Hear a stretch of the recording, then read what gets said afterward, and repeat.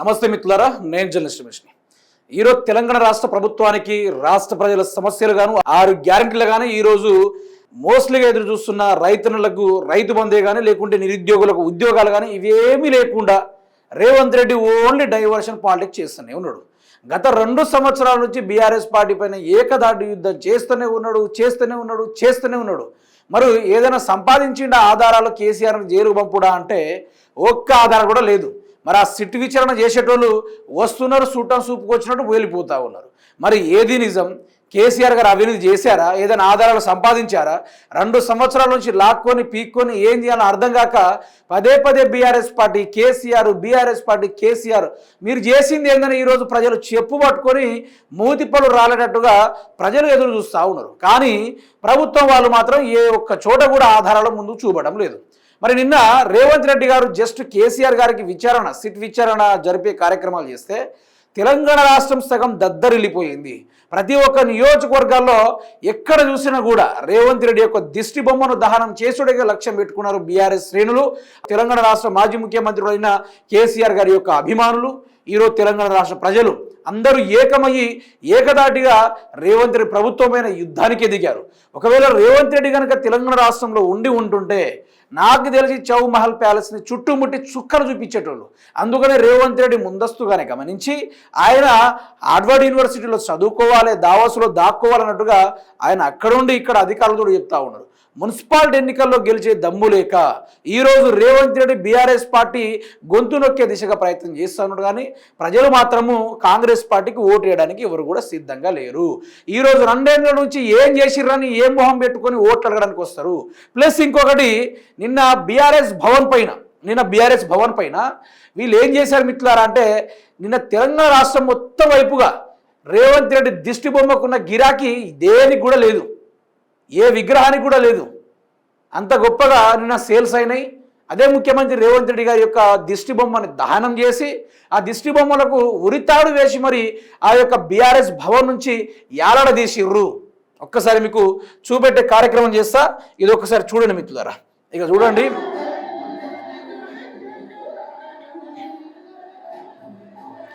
రేవంత్ రెడ్డి కలలో కూడా ఊహించలేదు అనుకుంటా. ఇట్లా ఫస్ట్ టైం ఎక్కడ భారతదేశ చరిత్రలోనే ఏ ముఖ్యమంత్రికి ఇట్లా మర్యాద జరగలేదు. అంత గొప్ప మర్యాద చూడండి మీరే.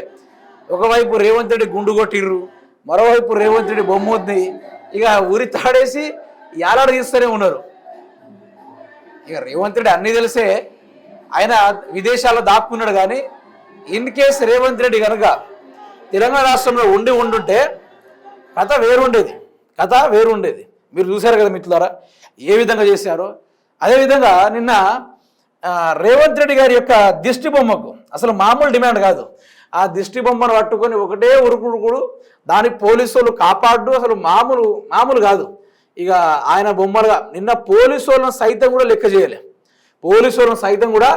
ఎందుకంటే ఈ పోలీసు వాళ్ళు కాంగ్రెస్ కార్యకర్తల లెక్క వ్యవహరిస్తున్నారు తప్ప ప్రజల యొక్క రక్షకులుగా ప్రవర్తిస్తలేదు అనుకుంటూ నిన్న అదే కార్యకర్తలందరూ పోలీసు వాళ్ళని కూడా ఆ దిష్టి దహనం చేసేటప్పుడు కూడా దగ్గర రానియలేదు. అసలు కూడా దగ్గర రానియలేదు. మరి రేవంత్ రెడ్డి గిన్నిగానే ఎందుకు చేసుకున్నాడు, దేనికోసం చేస్తున్నాడు అంటే, ఓన్లీ ఆయన ప్రతి ఎలక్షన్ వచ్చినప్పుడు ఏదో ఒక డ్రామా క్రియేట్ చేస్తూ ఉన్నాడు. ఎవ్రీ ఎలక్షన్స్కి మామూలు క్రియేటింగ్ డ్రామాలు కాదు, ఇట్లాంటి డ్రామాలు చాణక్యుడు కూడా వనలేడంత గొప్పగా పన్నుతా ఉన్నాడు. ఒకసారి ఇక మీరే చూడండి ఇక కథ ఏ విధంగా బొమ్మను తీసుకెళ్తున్నారో. ఎంత ప్రేమ రేవంత్ రెడ్డి దిష్టి బొమ్మ అంటే ఆ పోలీసు వాళ్ళకు చూడండి. లాక్కొని మరి మొండేం కాలింది, కానీ పైన మాత్రమే పట్టుకొని పోతా ఉన్నాడు. తలకాయ కాలింది, దిష్టి బొమ్మ కాలింది, కానీ ఆ పాయింట్ను మాత్రం పట్టుకొని ఉరుకుతా ఉన్నాడు మిత్రులారా. ఇది నిన్న జరిగింది జస్ట్ శాంపిల్ మాత్రమే. దాన్నే నిరసన అంటారు. ఇంత జరిగిందాన్ని నిరసన అంటారు. ఒకవేళ బీఆర్ఎస్ పార్టీ నాయకులు ఒక కేసీఆర్ని కనుక ముట్టుకునే ప్రయత్నం కాంగ్రెస్ ప్రభుత్వం చేస్తే, బీజేపీ ప్రభుత్వం చేస్తే, నాకు తెలిసి వాళ్ళని ఇదే బీఆర్ఎస్ పార్టీ శ్రేణులు తెలంగాణ రాష్ట్రంలో ఉన్న ప్రతి ఒక్క సైన్యం కావచ్చు గుడ్డలుడి తీసి కొడతారు బాధ్యతగా రోడ్ల మీద. అయితే దాంట్లో డౌట్ పడాల్సిన అవసరం కూడా లేదు. గుడ్డలు కూడా తీసి బాజాప్తగా తరుముకుంటూ మరి తీసుకెళ్ళి వెళ్ళిపోతూ ఉంటారు. అంత ఘోరంగా ఉంటుంది పరిస్థితి అంత ఘోరంగా ఉంటుంది. రేవంత్ రెడ్డి అనుకుంటుండు కావచ్చు వేరే కథ ఉంటుంది, వేరే లెక్క ఉంటుంది, నేనేందో చూపిస్తే అధికారం ఉందని తాను ఏమైనా చేయొచ్చు. కానీ ఈరోజు అసలు కథలు వీళ్ళ దగ్గర ఉన్నాయి కదా, రేవంత్ రెడ్డి దగ్గరే ఉన్నాయి కదా. ఓటుకు నోటు కేసే కానీ, గ్రీన్ ఫార్మా అని, లేకుంటే ల్యాండ్ కబ్జాలని, హిల్ట్ పాలసీ అని ఎన్నో కార్యక్రమాలు చేస్తూ ఉన్నారు. అన్నిట్లో స్కామ్కి పాల్పడింది కూడా కాంగ్రెస్ ప్రభుత్వమే. దీంట్లో వేరేదా ఎవరు వాళ్ళే, వాళ్ళ పార్టీ వాళ్ళే వాడుకుంటూ ఈరోజు ఎన్నో రకాలుగా ఎన్నో విధాలుగా డ్రామాలు ఆడుకుంటూ కార్యక్రమాలు సాగిస్తూ ఉన్నారు తప్ప ఎక్కడ కూడా వాళ్ళు ప్రజల్ని ఆదుకున్నట్టు కూడా ఎక్కడా లేదు. ఏ విషయంలో కూడా చేయట్లేదు. ఓన్లీ ఎలక్షన్ రావాలి, కేసీఆర్ని విచారణ జరిపే కార్యక్రమం చేయాలి. ఇలాంటి డైవర్షన్ పాలిటిక్స్ తప్ప ఏది లేదు. నేను ఏమంటున్నా అంటే రేవంత్ రెడ్డి ప్రభుత్వానికి కొంచెం జాగ్రత్తలు చెప్తున్నా. మీకు తెలుసో తెలియదు, ఆనాడు తెలంగాణ ఉద్యమం మొదలైనప్పుడు ఇలాంటి ఆంధ్ర పెత్తందారులు ఏం చేయాలని అర్థం కాక పీకులాట ఇవ్వాలని బాగానే చేశారు. వాళ్ళని ఒక్కసారి ఆంధ్రాలో పోయి కూర్చొని ఒక గంట సేపు అడుగు, అసలు ఏం జరుగుతుంది, కేసీఆర్ని ముట్టుకుంటే ఏమవుతుందని ఒక్కసారి తెలుసుకొనిరా.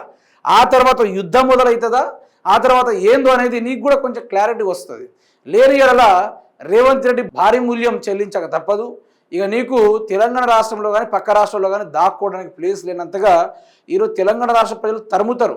ఈరోజు మీకు ఏదో అధికారం ఉందని ఇష్టాను రీతిలో రెచ్చుకుంటా పోతే మిమ్మల్ని కాపాడే నాదుడు ఈ రాష్ట్రంలో కానీ ఈ భారతదేశంలో కానీ ఉండడు, అస్సలే ఉండడు.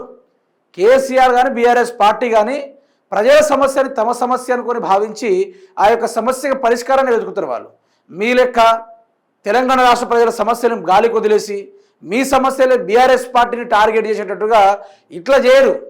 ప్రజలు కూడా ఈరోజు కాంగ్రెస్ పార్టీని అనవసరంగా రేవంత్ రెడ్డి బీఆర్ఎస్ పార్టీని లేపుతున్నాడు, ఇట్లా లేపుతున్నాడు. 0% ఉన్న బీఆర్ఎస్ పార్టీ యొక్క గ్రాఫ్ ఈరోజు రేవంత్ రెడ్డి పెంచుకుంటా పోతున్నాడు. ఈరోజు రేవంత్ రెడ్డి తనకు టఫ్గా తాను చేసుకుంటున్నాడు. అనవసరంగా బీఆర్ఎస్ పార్టీని హైప్ చేస్తుంది మాత్రం రేవంత్ రెడ్డి. కానీ రేవంత్ రెడ్డిని మాత్రం ఎట్టి పరిస్థితుల్లో వదలరు. ఇది మీరు మార్క్ చేసి పెట్టుకోండి. మీరు రాబోయే రోజుల్లో మాత్రం రేవంత్ రెడ్డి చరిత్ర వేరే ఉండబోతుంది.